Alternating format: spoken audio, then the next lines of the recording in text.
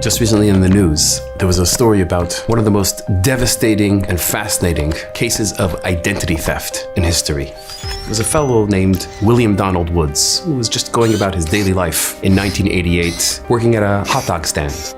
And there was another guy, a co-worker, a guy named Matthew David Kerzner, pickpocketed him. And this fellow Kerzner stole his wallet, and in that stole his identity.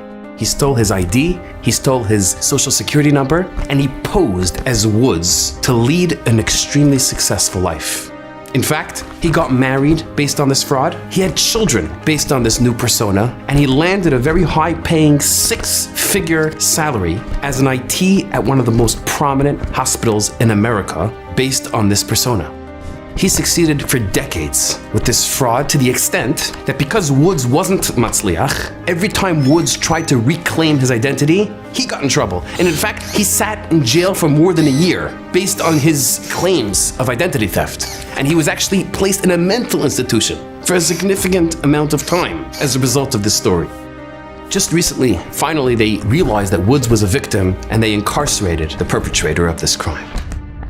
Rabbi Yaakov Hillel recently said that as observant Jews, sometimes we're the victim of an even more devastating and more scary identity theft than this case of Woods. You see, when we do averos, we make mistakes, we make errors. The Yetzer Hara commits identity theft. He tries to convince us that those mistakes and those errors and those sins are a part of our identity. They're a part of our persona. But that's the biggest mistake you can make.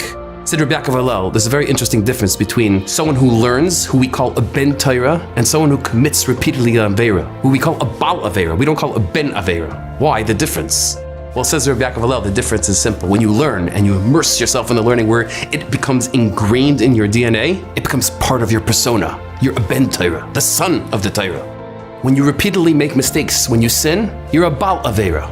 At worst, you might be married to the avera. You could divorce it, you could sever the relationship. It's not a part of your DNA, it's not part of your identity. Well, said Rabbi Yaakov Hillel, if we truly internalize this idea that we're bonim atem l'Hashem Elokeichem, and no matter how low we fall and how far we stumble, we're still pure and pristine, and the avera didn't embed itself in our persona, only then are we truly able to really grow in our avodas Hashem and rise up again, rebuild, and thrive.